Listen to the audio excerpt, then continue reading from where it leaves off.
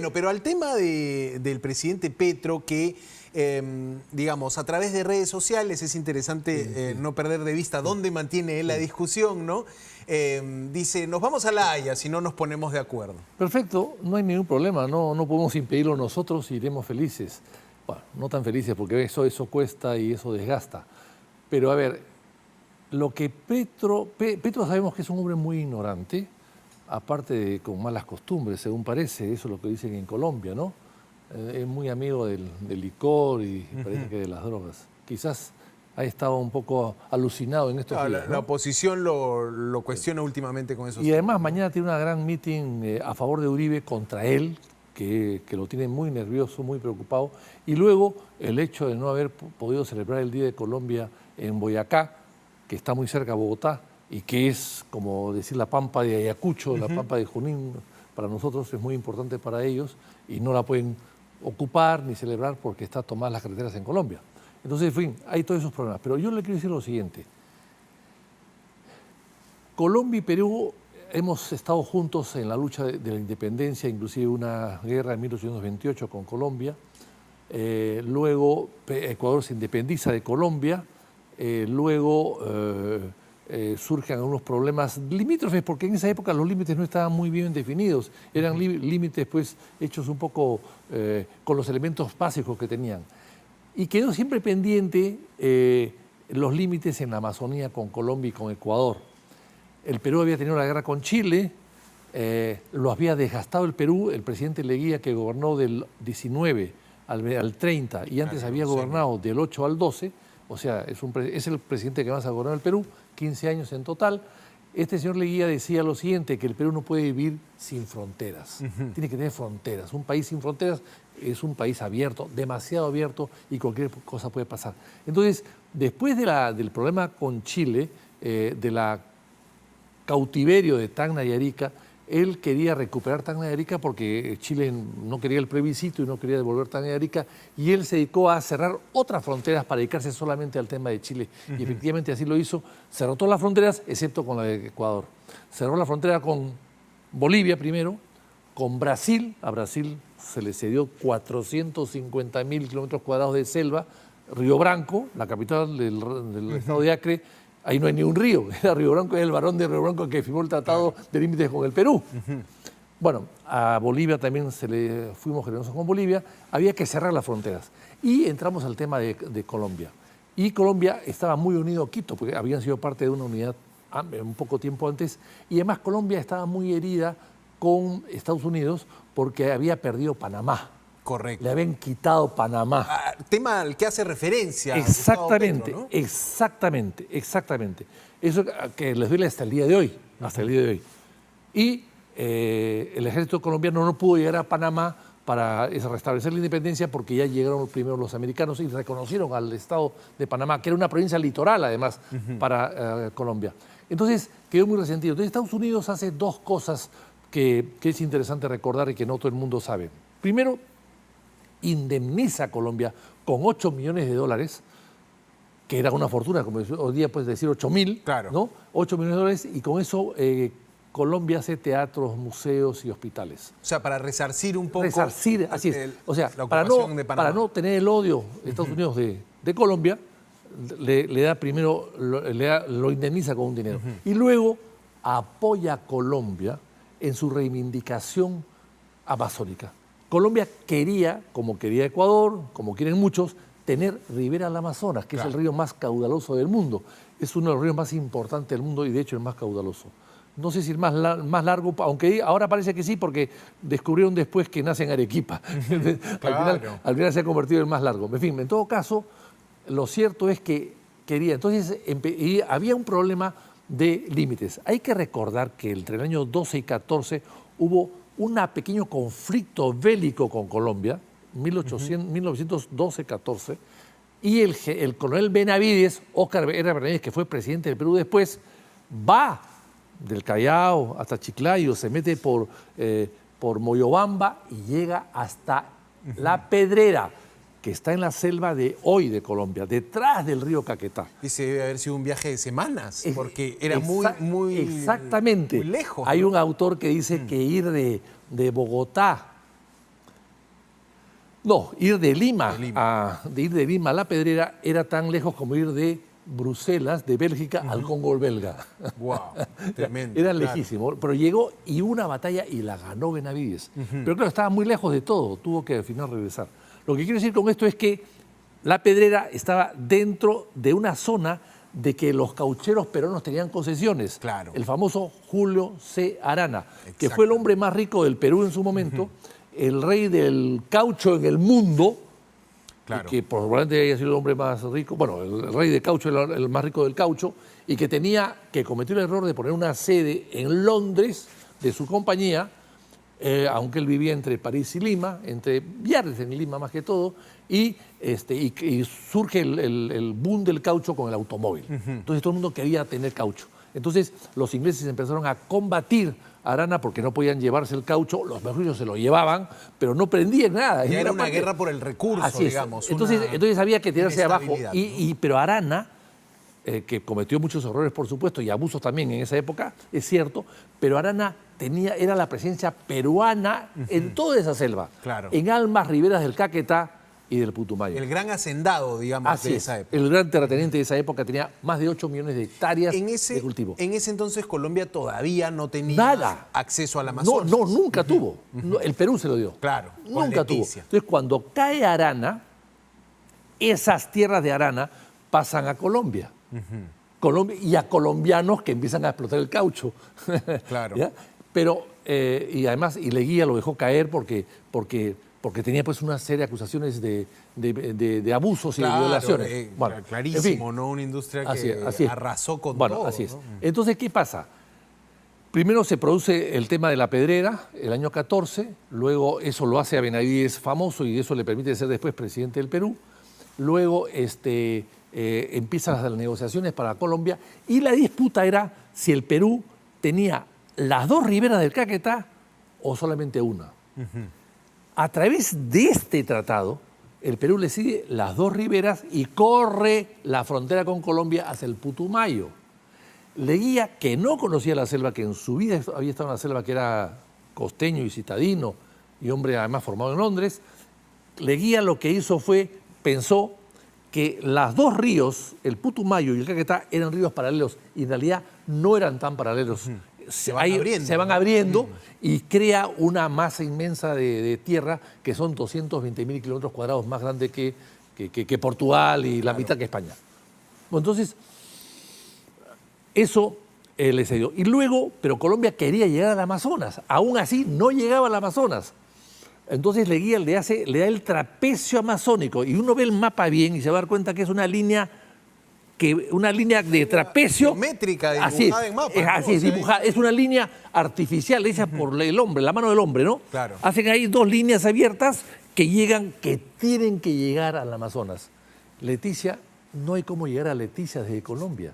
No hay río navegable de Leticia a cualquier punto de la República Colombiana. Ya estamos en el contexto del Tratado Salomón. Y allí Leguía llama en la noche, a medianoche, al ministro de Colombia, Lozano, ya estaba conversando con él, llama a su canciller Salomón y le dice: oye, firme usted el tratado. Claro. Firme usted el tratado.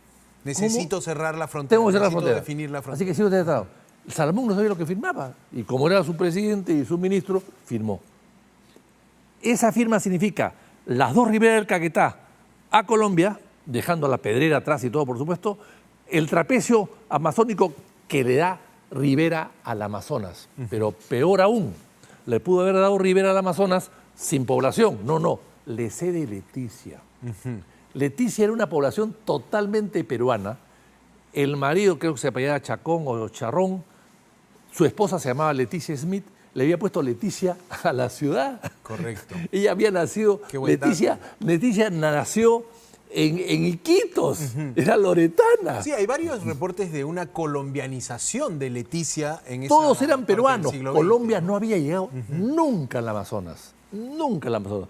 Entonces, y Leticia, tan así, primero se llamaba San Antonio, ¿no? Los primeros que llegaron a esa zona. Y luego, cuando llega este señor, le pone Leticia a esta pequeña aldea, este villorrio, usando el nombre de su esposa, quien quería mucho, Leticia. Leticia era de Iquitos. Villorrio, esa palabra la usaba mucho Belaúnde, Claro. ¿no? El presidente Belaúnde. Bueno, entonces se funda esto. Entonces, ¿qué pasa? Se mantiene secreto, fíjese usted, secreto el tratado del 22 al 27. 5 años nadie sabía lo que pasaba. Claro, Le habíamos cedido Leticia y nadie sabía lo que pasaba. Y por supuesto que los leticianos tampoco. Nadie sabía. Era un momento sin Nada, conectividad. porque sin daba vergüenza a comunicación. Leguía y al gobierno mostrar algo tan entreguista, Haber tan cedido, generoso, claro. tan dadivoso, tan regalón, le decían a Leguía Papá Noel. Entonces, ¿qué pasó? El 27, cuando Leguía logra cambiar la Constitución, tipo Fujimori, y busca la reelección y la reelección, y se reelige 3 veces, ya el 27, otra vez reelecto, lo que hace Leguía ahí es entregarle el tratado que lo mantenía bajo 4 llaves al Congreso para que se apruebe. Y el Congreso lo aprueba. Ya queda ahí oleado y sacramentado. Ahí se digamos. enteran todos los peruanos de aquella época que Leticia había que regalar Leticia, había que ser Leticia. Luego el 29 se forma una comisión demarcadora y marca pues los límites. Que es esta comisión a la que creo hace referencia el presidente Petro cuando dice el Tratado Salomón Lozano generó una comisión para definir, para hacer el dibujo final. Así es, todo eso se hace. Lo que pasa es que el caudal es un río el más caudaloso del mundo. El caudal del Amazonas modifica a veces las riberas, modifica las islas, las corre, las recorta, Claro. en fin, las transforma. Entonces la Chinería, que era la isla más grande, luego por cuestiones de la propia correntada, se divide en 2 o sale un ramal que le ponen pues Santa Rosa y es lo que hoy día conocemos como Santa Rosa. Eso pasa después, 30 años después. Pero ¿qué pasó cuando Leguía cae? La revolución de Sánchez Cerro del año 30 viene, Sánchez Cerro se levanta en Arequipa, llega a Lima y Leguía tiene que renunciar, después lo toman preso, lo meten preso al Hospital Naval de La Perla, ahí muere Leguía con 47 kilos de peso, en fin, y cuando muere Leguía, cuando cae primero y muere, la gente Leticia dice, somos peruanos, queremos volver al Perú. Ajá. Y se levantan. Contra Colombia, contra Bogotá. Contra Colombia. Colombia había mandado pues unos policías, unos pequeños ejércitos para decir que ya eran colombianos y empezar a censarlos y a ponerles DNI colombiano. Pero Leticia se levanta contra Colombia. Dice, no, somos peruanos. Oye, esto es muy importante. ¿Oportunidad política para Sánchez Cerro en ese momento? Y Sánchez Cerro, que era un revolucionario y que había tirado abajo a Leguía y que era popular, pero que tenía oposiciones porque quería quedarse en el gobierno, le echa la culpa a Lapra. Ajá, claro. Le echa la culpa. Compite en elecciones con Claro, Haya, compite ¿no? con Haya y le echa la culpa a Lapra de que ellos han hecho todo esto. Ajá. Y íbamos a la guerra. Y acá, bueno, muy cerca de acá, de este canal, en lo que era el hipódromo Santa Beatriz, Claro, hoy día ya el Campo el de Marte, magnicidio. empiezan a desfilar los jóvenes peruanos, los jóvenes limeños que se iban a la guerra. Todos iban, y en ese desfile militar, que hubo varios, matan a Sánchez Cerro. Claro. Un aprista mata a Sánchez Cerro. Y entonces, bueno, y sube Benavides, que era el jefe de la Plaza de Lima, ya era general, conocido de prestigio, y Benavides era amigo de los colombianos. El presidente de Colombia, que fue presidente, 2 presidentes de Colombia que vinieron en ese momento a negociar con el Perú, López Mirkelsen, que tenía 15 años, y su padre, López Caballero, que aterrizaron aquí en lo que hoy día es el Lima Golf. Ahí estaba la pista de aterrizaje de Fawcett. Ahí aterrizan y casi se matan porque se voltea la avioneta porque se reventó una llanta. Entonces, llegan a un acuerdo y Benavides decide hacer un tratado de navegación y de comercio generoso para el Perú también, para darle una serie de facilidades, pero tenía que devolver Leticia. Y efectivamente Benavides devuelve Leticia. Y se firma el protocolo de Río de Janeiro el 34, en 36, se firma el protocolo. Es al que hace referencia también Gustavo Petro, ¿no? Así Y dice, en ese protocolo quedó indefinida Santa Rosa. No. Lo que pasa es que lo indefinido es el caudal y el trazo del río Amazonas, que cambia con mucha facilidad. Lo que pasa es que ha cambiado tanto, y pasa lo mismo en Iquitos, que el río se retira y el río baja de caudal y baja de altura, que esto pone en peligro al puerto de Leguía. Eso sí, ellos están preocupados por el puerto, que se pueda secar su puerto. Bueno, pues tienen que hacer inversiones. Sí, muchas porque inversiones. esa preocupación la traslada Gustavo Petro y dice, Sí. parece que quienes Claro. me critican no conocen el valor comercial de Leticia. ¿No? Es que no conoce, y él sí conoce el valor comercial de Santa Rosa, le acaban de decir, oye, no, Leticia va a morir como puerto. Vayamos a Santa Rosa, que está al frente, que está un poco alejado Claro. de la... Esa podría ser una intención. Esa es la intención, es hacer un puerto para ellos en Santa Rosa, porque Leticia, por cuestiones de la naturaleza, no del Perú. Ahora, a caballo regalado no se le mide el diente. Nosotros le hemos regalado Leticia a los colombianos. Entonces, Interesante. si ellos, es decir, no pueden pensar ellos que habiéndole regalado Leticia hace casi 100 años y habiéndose desarrollado una ciudad que no existía casi, que hoy día es muy importante, pero sigue siendo aislada de Colombia, no hay continuidad geográfica para llegar, y es un artificio ahí, es obra del hombre, no de la naturaleza. Entonces, ellos pueden pensar que el Perú, que les ha donado tanto, les ha donado Leticia con 16.544 peruanos que tuvieron que convertirse en colombianos. No es cuestión de que le dieron una tierra deshabitada, no, era una ciudad que era muy parecida a Iquitos, era gemela a Iquitos, era muy similar a Iquitos en ese momento. Es decir, le hemos regalado una ciudad y ahora quieren ellos que le regalemos una pequeña isla que está al frente. No, para proteger el regalo que le hemos hecho hace 100 años, me parece exagerado. Ahora, la posición peruana, y es interesante comentarla, ha ido en los últimos días escuchándose a la Cancillería a través de comunicados y a través de más mensajes decir, esto Santa Rosa, esto que se describe como Isla Santa Rosa, que Cancillería dice, no se debe hablar de Isla Santa Rosa, porque para el Perú es chinería, es precisamente una formación... que dependiendo del caudal se muestra más. Yo he estado en Santa Rosa, ahí no hay automóviles, es una pequeña isla peatonal. Claro. Ahí no hay automóviles, ahí todo lo haces tú en bicicleta y quizás mototaxi, y no hay muy pocas construcciones. Claro, no tienes para desplazarte. Porque la isla va cambiando de configuración, es una isla casi con ruedas. Ahora, ¿en qué puede terminar esto, señor García Belaúnde? Porque finalmente también Petro golpea, si quiere, esta oportunidad, este momento de que la presidenta está fuera y no se ha visto una presidenta que esto es un responder. tema que se conoce ya hace varias semanas, hace varios meses, y yo no entiendo cómo la señora Boluarte, y es culpa del Congreso que la autorizó a que pueda viajar, porque un vicepresidente o un presidente que no tiene vicepresidente no viaja.